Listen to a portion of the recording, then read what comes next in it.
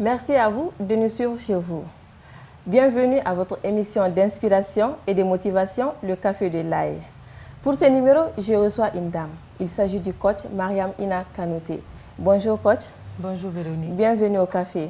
Merci beaucoup. Vous êtes une coach professionnelle avec bientôt 10 ans d'expérience et même directrice d'un cabinet de coaching. Dites-nous, qu'est-ce qui vous a inspiré à faire ce métier?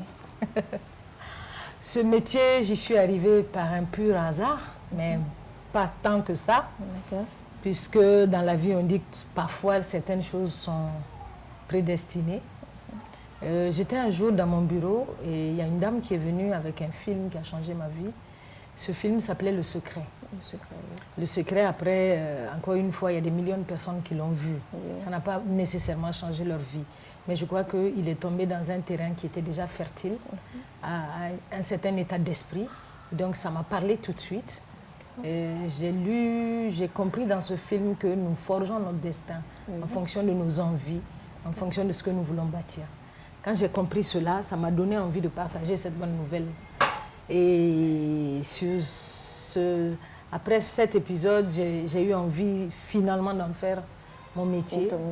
Je me suis rendu compte que c'était ma mission de vie, de changer les autres, de travailler sur leur bonheur, travailler sur leur performance. Et je travaillais à l'époque et j'ai décidé de faire complètement une reconversion. Et je suis allée m'inscrire dans des écoles de coaching pour avoir aujourd'hui cette certification dans le domaine du coaching. Qu'est-ce que vous faisiez avant cela? Avant ça, j'avais fait la communication des organisations. Donc je travaillais dans une entreprise de téléphonie mobile où j'ai été chef de service dans plusieurs départements commerciaux. D'accord. Bientôt une décennie dans ce métier, vous avez quand même un parcours. Alors dites-nous, qu'a été le chemin? Le chemin n'a pas forcément été facile, mais j'ai trouvé que c'était passionnant. Il fallait déjà faire connaître ce métier. Dans notre sous-région, je fais partie des premiers coachs.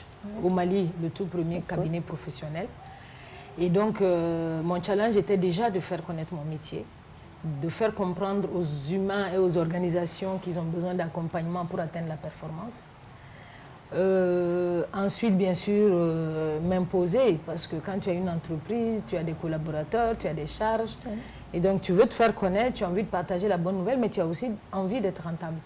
Donc, voilà, ça demande un parcours qui n'est pas toujours facile. Mais bon, étant donné que j'accompagne aussi les gens, je dis toujours, c'est pas facile, mais c'est possible. Et donc, c'était mon devoir aussi de rendre ça possible pour tout le monde. D'accord. Dites-nous, qu'est-ce que c'est le métier d'un coach? Qu'est-ce qu'il faut pour être un bon coach?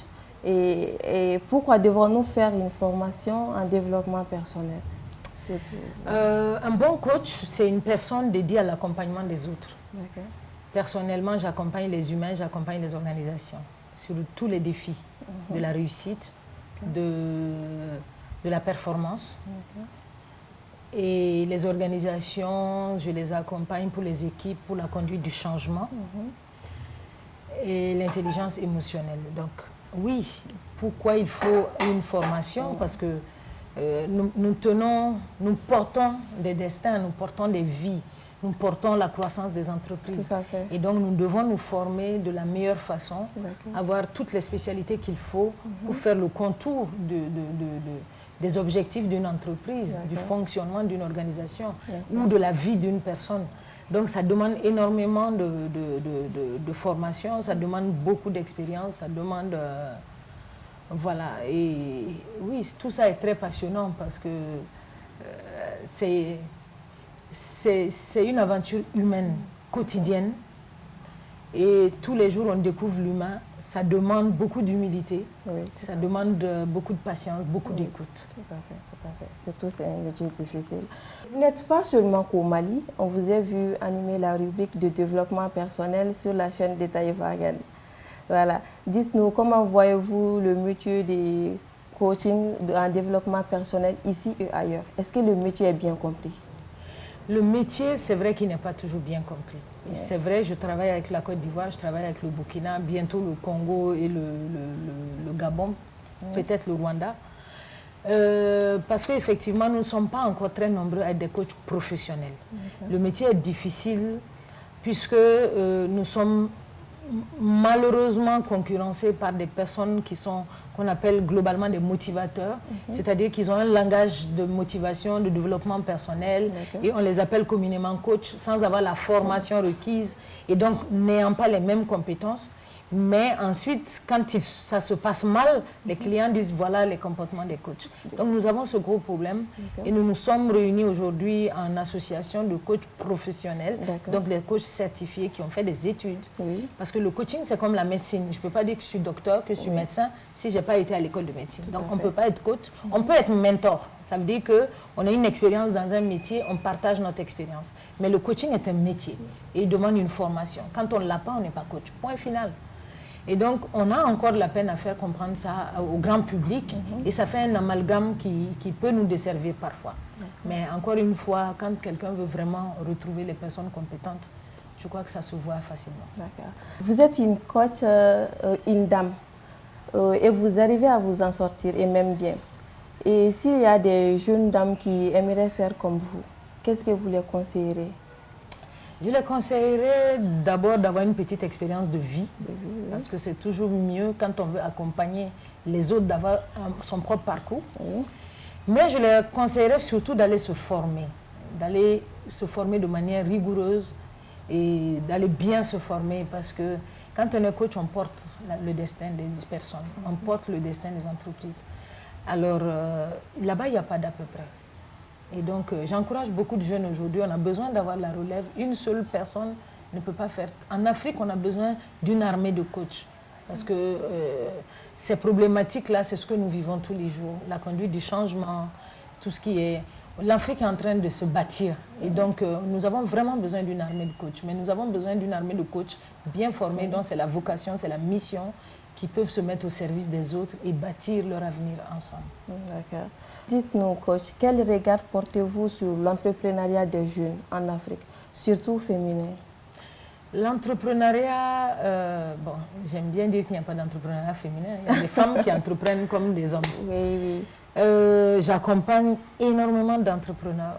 Il y a énormément de défis. L'un des premiers défis que je rencontre tous les jours, c'est des jeunes qui attendent des financements.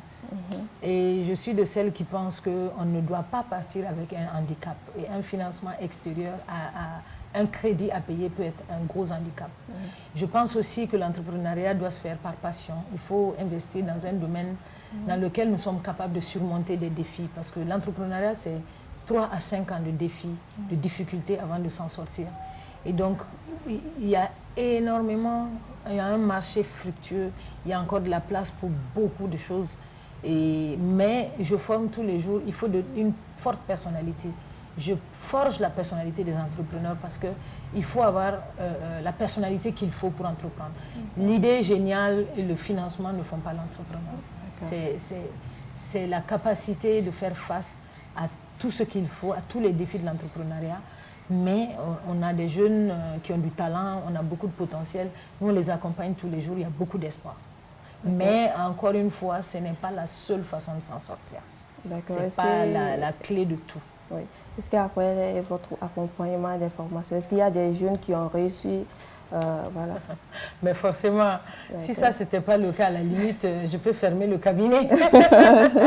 Oui, tous les jours, j'accompagne des jeunes. Je suis là pour leur permettre de passer à un autre niveau d'entrepreneuriat. Il y a aussi des jeunes cadres, des managers qui ont envie d'améliorer leurs compétences managériales, d'accompagner, de renforcer leurs équipes eux-mêmes, donc de devenir de meilleurs leaders, de conduire le changement. Aujourd'hui, les entreprises vivent beaucoup dans des situations de changement. Moi, j'accompagne le changement. Il y a eu le Covid, j'ai accompagné énormément d'entrepreneurs et des équipes. Et il y a la reprise après le Covid. Certains entrepreneurs avaient envie d'abandonner. On a été là pour eux, avec d'autres collègues africains avec lesquels je travaille. Nous sommes tous les jours en train d'accompagner des gens et de leur permettre d'aller de l'avant et de passer à un autre niveau. D'accord. Quand je constate que vous lisez beaucoup, quel est l'auteur que vous appréciez? J'apprécie beaucoup d'auteurs, mais si vous voulez des noms, Stéphane Covey, c'est un auteur que j'apprécie beaucoup. Eckhart Tolle, c'est un auteur que j'aime beaucoup également. Napoléon Hill, Il y a certains auteurs très connus dans le développement personnel qui sont, tout ce que j'ai cité, tous les trois sont dans ce domaine-là. Mais il y en a énormément, il y en a d'autres. On ne peut pas, voilà, ils ne sont pas les seuls. Mais c'est vrai que c'est mes préférés. D'accord, ce sont les trois qui sont vos préférés. Et si je vous demandais ici de citer une citation positive, voilà, que vous aimez bien, ça serait quoi? C'est une citation de Henry Ford qui dit que vous pensiez en être capable ou pas, dans les deux cas, vous avez raison. C'est une citation qui fait référence à la loi de l'attraction et qui dit que nous sommes ce que nous croyons. Donc si nous pensons que nous sommes un échec, nous allons devenir un échec. Mais si nous sommes sûrs que nous sommes un succès, il n'y a pas de raison de ne pas être un succès. Et c'est ce que j'apprends aux gens tous les jours. D'accord, merci beaucoup. Je rappelle que nous recevions aujourd'hui la coach Madame Mariam Ina Kanouté. Merci beaucoup, coach. Merci, Véronique. Cette émission s'achève. Merci à vous tous de l'avoir suivi. Je vous donne rendez-vous ailleurs et avec d'autres invités. À bientôt.